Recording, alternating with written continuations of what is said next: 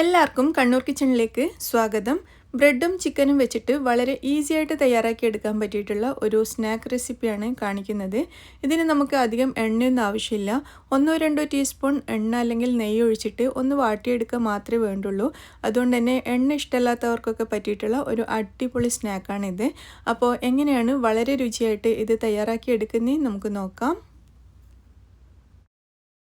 ആദ്യം തന്നെ ഞാൻ ഇതിലേക്ക് എടുത്തിരിക്കുന്നത് 2 പുഴുങ്ങിയ മുട്ടയാണ്. മുട്ട ഇതുപോലെ ഗ്രേറ്റ് ചെയ്തെടുക്കാം, അല്ലെങ്കിൽ കൈവച്ചിട്ട് നല്ലോണം ഒന്ന് പൊടിച്ചിട്ടെടുത്താലും മതി, അല്ലെങ്കിൽ കത്തി വെച്ച് ചെറുതായിട്ടൊന്ന് ചോപ്പ് ചെയ്തെടുക്കാം. പിന്നെ അരക്കപ്പ് വരെ വേവിച്ച് ചിക്കൻ എടുത്തിട്ടുണ്ട്. ഇത് ഞാൻ ഉപ്പും കുരുമുളക് പൊടിയും മാത്രം ചേർത്ത് വേവിച്ച് മിക്സിയിലിട്ടൊന്ന് അടിച്ചെടുത്ത ചിക്കനാണ്. ഏകദേശം അരക്കപ്പോളുണ്ട്. പിന്നെ ഒരു സവാളയുടെ പകുതിയോളം ചെറുതായിട്ട് അരിഞ്ഞത്, പിന്നെ കുറച്ച് കുക്കുംബർ ചേർത്തിട്ടുണ്ട്, ഒരു പിടിയോളം. അതുപോലെ കുറച്ച് തക്കാളി 2 ടേബിൾ സ്പൂൺ വരെ, കുറച്ച് മല്ലിയില അരിഞ്ഞത്, പിന്നെ മയണൈസ് ചേർക്കുന്നുണ്ട്. മയണൈസ് നിർബന്ധമൊന്നുമില്ല കേട്ടോ, നിങ്ങൾക്ക് മയണൈസിൻ്റെ ഒരു ഫ്ലേവർ ഇഷ്ടമാണെങ്കിൽ ചേർക്കുക. അപ്പോൾ ഞാനിവിടെ ഏകദേശം ഒരു 3-4 ടേബിൾ സ്പൂണോളം മയണൈസ് ചേർത്തിട്ടുണ്ട്. പിന്നെ കുറച്ചൊരു 1/4 ടീസ്പൂൺ വരെ കുരുമുളക് പൊടി, 1/2 ടീസ്പൂൺ ചില്ലി ഫ്ലേക്സ് ചേർക്കുന്നുണ്ട്.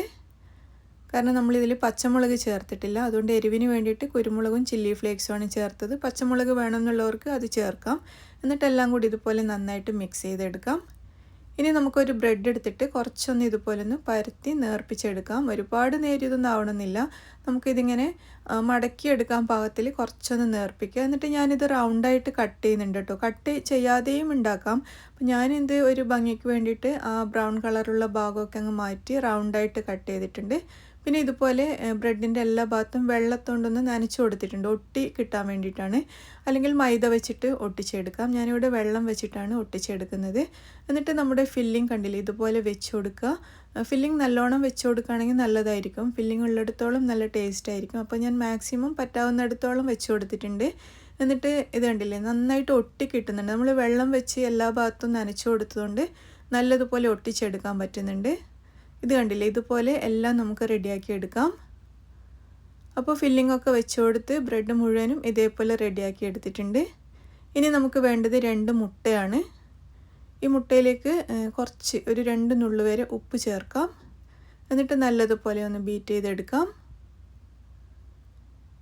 നന്നായിട്ടൊന്ന് അടിച്ചെടുത്തതിന് ശേഷം ഞാനിതിലേക്ക് കുറച്ച് പച്ചമുളക് അരിഞ്ഞതും കുറച്ച് മല്ലിയില അരിഞ്ഞതും കൂടി ചേർക്കുന്നുണ്ട്. എന്നിട്ട് മിക്സ് ചെയ്തെടുക്കാം. ഇങ്ങനെ മുട്ടയിൽ പൊരിക്കണ്ടെന്നുള്ളവർക്ക് ഇത് വെറും ബട്ടർ ഉപയോഗിച്ചിട്ട് അല്ലെങ്കിൽ നെയ്യ് മാത്രം ഉപയോഗിച്ചിട്ടും ഫ്രൈ ചെയ്തെടുക്കാം കേട്ടോ. അപ്പോൾ ഞാൻ പാൻ ചൂടാക്കിയിട്ട് അതിലേക്കൊരു 2-3 ടീസ്പൂൺ നെയ്യ് ഒഴിച്ചു കൊടുക്കുന്നുണ്ട്. നെയ്യൊന്ന് മെൽറ്റായിട്ട് വരുന്ന സമയത്ത് നമ്മൾ തയ്യാറാക്കിയ ഓരോ സ്നാക്കും എടുത്തിട്ട് ഈ മുട്ടയിലേക്ക് നന്നായിട്ട് അങ്ങ് മുക്കിയെടുക്കുക. നല്ലതുപോലെ മുക്കിയെടുക്കണം കേട്ടോ, ആ ബ്രെഡ് ഒന്ന് സോഫ്റ്റായിട്ട് വരാൻ വേണ്ടിയിട്ട്. അതിനുശേഷം നമ്മുടെ പാനിലോട്ട് വെച്ച് കൊടുക്കുക. അപ്പോൾ ഞാൻ നേരത്തെ പറഞ്ഞല്ലോ, നിങ്ങൾക്കിങ്ങനെ മുട്ടയിൽ മുക്കിയിട്ട് ഫ്രൈ ചെയ്യാൻ ഇഷ്ടമല്ല എന്നുണ്ടെങ്കിൽ നെയ്യിൽ മാത്രമായിട്ട് ഫ്രൈ ചെയ്തെടുക്കാം. പിന്നെ നെയ്ക്ക് പകരം എണ്ണയും ഉപയോഗിക്കാം കേട്ടോ. എണ്ണയാണ് ഇഷ്ടമുള്ളതെങ്കിൽ എണ്ണ ഉപയോഗിക്കാം. പക്ഷേ നെയ്യോ ബട്ടറോ ആണെങ്കിൽ ഒന്നുകൂടി നല്ല ടേസ്റ്റ് ആയിരിക്കും. അപ്പോൾ ഞാൻ കുറച്ച് പച്ചമുളകും മല്ലിയിലൊക്കെ അതിൻ്റെ മുകളിലേക്കൊന്ന് ഇട്ട് കൊടുത്തിട്ടുണ്ട്. എന്നിട്ട് നമുക്കിതൊന്ന് തിരിച്ചിട്ട് കൊടുക്കാം. ഒരു ഭാഗം റെഡി ആയിട്ടുണ്ട്. ഇതറിയാലോ, വളരെ പെട്ടെന്ന് തയ്യാറാക്കി എടുക്കാൻ പറ്റിയൊരു സ്നാക്കാണ്. നമുക്ക് ഇതിൻ്റെ ഫില്ലിംഗ് ഉണ്ടാക്കാനോ അല്ലെങ്കിൽ ഇത് ഫ്രൈ ചെയ്തെടുക്കാനോ ഒന്നും അധികം സമയമില്ല. വളരെ ചെറിയ സമയം മാത്രമേ ആവശ്യമുള്ളൂ. അപ്പോൾ ഇതിൻ്റെ 2 ഭാഗവും റെഡി ആയിട്ടുണ്ട്. നല്ല ഗോൾഡൻ കളറായി വന്നിട്ടുണ്ട്. ഇത് ഞാനൊരു പ്ലേറ്റിലോട്ട് മാറ്റുകയാണ്. ബാക്കിയുള്ളത് മുഴുവനും നമുക്ക് ഇതേപോലെ ഫ്രൈ ചെയ്തെടുക്കാം. അങ്ങനെ വളരെ സിമ്പിളായിട്ട് നമ്മുടെ സ്നാക്സ് ഇവിടെ റെഡി ആയിട്ടുണ്ട്. വൈകുന്നേരം ചായയുടെ കൂടെ കഴിക്കാൻ സൂപ്പറാണ്.